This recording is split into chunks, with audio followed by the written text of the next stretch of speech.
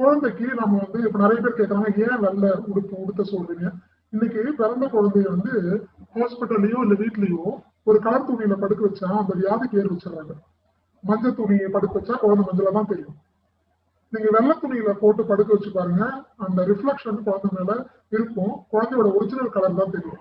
இந்த மஞ்சள் துணியில, மஞ்சள் பெட்ஷீட்ல இல்ல மஞ்சள் புடவையில தூங்குற குழந்தைங்களை பாத்தீங்கன்னா, நல்ல கண்ணா இருந்தாலும் சரி, எந்த கண்ணா இருந்தாலும் மஞ்சளா தான் தெரியும் குழந்தை.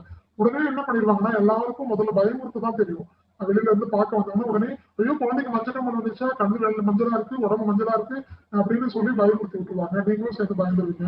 பயப்படவே பயப்படாதீங்க. இதுக்கு நீங்க ஈஸியான வழி, வெள்ளை துணியிலே குழந்தைக்கு இடுப்புல கட்டுறதா இருந்தாலும், தொட்டுலா இருந்தாலும், மேல போடுற துணியா இருந்தாலும், குறைஞ்சது ஒரு 28 நாளைக்கு, ஒரு மாசத்துக்கு வெள்ளையா துணியை பயன்படுத்துங்க. அதுவும் ரொம்ப மெலிசா கஞ்சி இல்லாத துணியா பயன்படுத்தினீங்கன்னா இந்த பாதிப்பு இருக்கு. அது மட்டும் இல்ல, வெள்ளையா நீங்க துணியை குழந்தைக்கு பயன்படுத்தினாதான், போட்டுக்கிறதோ இல்ல எல்லாமே பயன்படுத்தினாதான், பூச்சிகள் இருந்தாலோ இல்ல குழந்தை யூரினோ மோஷனோ கலர் டிஃபரன்ஸ் இருந்தாலோ இல்ல அப்படின்னு சொன்னா குழந்தை ஏதாவது வாமிட் எது பண்ணாலுமே உங்களுக்கு தெரியும் உடனே பட்டுன்னு.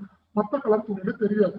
அது மட்டும் இல்ல, இன்னைக்கு வந்து உடம்புக்கு குழந்தைக்கு போடுற அந்த துணிகள் கூட சாயம் வந்து யாரும் இயற்கை சாயம் உங்க குழந்தை மேல பொறுப்பா வச்சுக்கிட்டு அவங்க வந்து அக்கறையோட எல்லாம் சாயம் வந்து இயற்கை சாயம்லாம் யாரும் பூசல. எல்லாமே கெமிக்கல் ரசாயன கலவை தான்.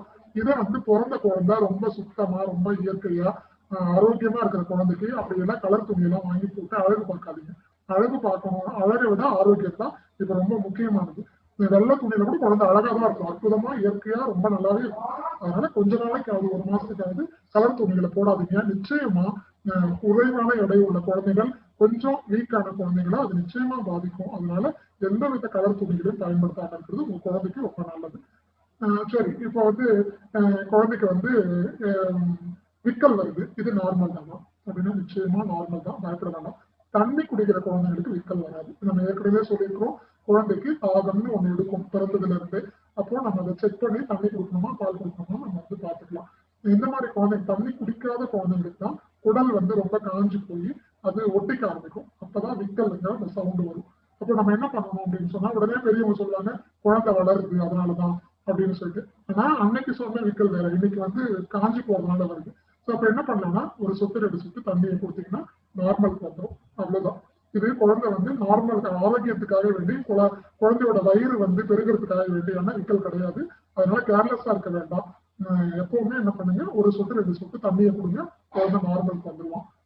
அது மட்டும் இல்லாம குழந்தைக்கு வந்து நீவி விட்டு எல்லாம் பண்றாங்க, மூக்கை நீட்டணும், கழுத்தை நீட்டணும், காலை நீட்டணும்னா நிச்சயமா செய்யணும். ஏன்னு சொன்னா, என்னதான் வந்து ஜெனட்டிக்கலி ஹார்மோன் பேஸ்ல அம்மாவோட உடல் அமைப்பு, குழந்தை அப்பாவோட உடல் அமைப்பு எல்லாம் வரும்னு சொன்னாலும் கூட சில பார்ட்ஸ், பாடி பார்ட்ஸ் வந்து மூக்கு தட்டையா ரொம்ப பிளாட்டா, இது வந்து நம்ம அம்மா அப்பாவுக்கு யாருக்குமே இல்லை, ஆனா நம்ம குழந்தைக்கு அந்த மாதிரி இருக்கும். அதுக்கெல்லாம் என்ன காரணம் அப்படின்னு சொன்னா பல காரணங்கள். இவங்க வந்து குழந்தை பிறக்கும் போது அம்மாவோட இடுப்பு எலும்பு என்னவா இருக்கலாம்னு சொன்னா ரொம்ப குறுகி இருந்துக்கலாம். இழுக்கும் போது ஒருவேளை பிரசவம் பார்க்கும்போது குழந்தைய பிடிச்சி இழுத்துக்கலாம், அண்ட் ஃபோர்செப்ஸ் போட்டு இழுத்துருக்கலாம்.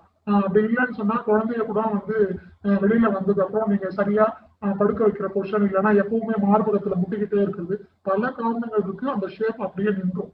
இதுக்காக தான் அந்த காலத்துல பெரியவங்க என்ன பண்ணாங்கன்னா, மூக்கெல்லாம் நல்லா நீட்டி விட்டு, நல்லா அதுவும் பதமா சரியான முறையில நீட்டி விடணும். வயசான பெரியவங்க இருந்தாங்கன்னா, இல்லைன்னா குழந்தைய குளிக்க வைக்கிறதுக்குன்னு முறையா படிச்சவங்க கத்துக்கிட்டவங்க இருந்தாங்கன்னா அவங்க கிட்ட கொடுங்க.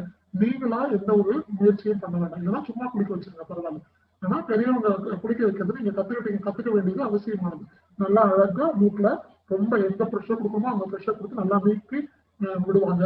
அந்த உடம்புல முதுகெல்லாம் நல்லா தட்டி நீவி விடுவாங்க.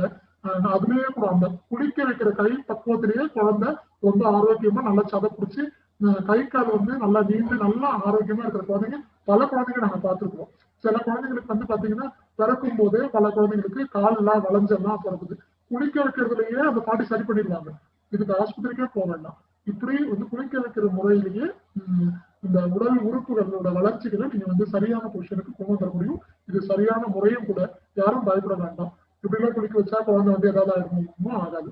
அனுபவம் உள்ளவங்களை கூப்பிட்டு வச்சு நீங்க குளிக்க வச்சீங்கன்னா போதுமானது. இது இப்படி பண்ணாதான் நல்லது கூட குழந்தைக்கு. அப்பதான் குழந்தை நல்லா தூங்கும், உடம்பு வலி இல்லாம தூங்கும். இது ரொம்ப முக்கியமானது. சரி, இன்னொரு விஷயம், குழந்தையோட துணிகளை எல்லாம் நாங்க வாஷிங் மிஷின்ல போடலாமா அப்படின்லாம் கேட்கறாங்க. நிச்சயமா போடக்கூடாது. கையில கூட துவைக்கும் போது இதெல்லாம் அந்த காலத்துல உங்களுக்கு பாட்டிங்க சொல்லிக் கொடுக்க வேண்டிய விஷயம், உங்க பெரியவங்க சொல்லிக் கொடுக்க வேண்டிய விஷயம். நாங்க ஏன் சொல்லிக் கொடுக்குறோம் அப்படின்னு சொன்னா, தெரியாம என்ன பண்றீங்கன்னா எதனால குழந்தை உடம்ப முறுக்குதுன்னே தெரிய மாட்டேங்குது. இப்போ சயின்டிபிக்கலா சொல்லணும்னா, குழந்தையோட துணி நீங்க போடுற துணி ரொம்ப மெலிசா இருக்கும்.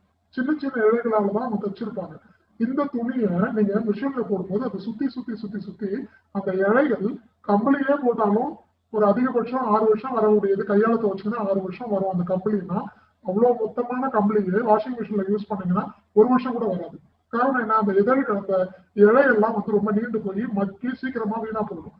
அதே மாதிரி இப்ப குழந்தையோட துணி வந்து ரொம்ப மெல்லிய இயற்கை நூல் இழை. அந்த நூல் இழையை வந்து நீங்க வாஷிங் மிஷின்ல போட்டு பண்ணும்போது அந்த நெருக்கமா இருக்கக்கூடிய இழையெல்லாம் என்ன பண்ணும், இன்னும் கொஞ்சம் என்னாடும், விரிஞ்சு போயிடும், ரஃப் ஆயிடும். அதுல இருக்கக்கூடிய அந்த சாஃப்ட்னஸே போயிடும், நூலோட தன்மையே போய் ரொம்ப வருஷம் வந்து பயன்படுத்தின துணி மாறி ரொம்ப ரஃப் ஆயிடும். குழந்தைக்கு அதை நீங்க மேல போட்டீங்க அப்படின்னு சொன்னா ஒரு மாதிரியான உறுத்தல், சாஃப்ட்னஸே இல்லாம வலிக்க ஆரம்பிச்சிடும். இதனாலதான் முக்கால்வாசி நான் இன்னைக்கு பாக்குற குழந்தைங்க எல்லாம் அழுகுது.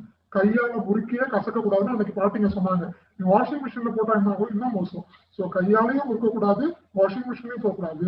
அப்படியே துணியில போட்டு ஊற வச்சு லைட்டா கசக்கிட்டு அப்படியே அலசி அப்படியே தான் போடணும். புழியவே கூடாது குழந்தையோட துணியை.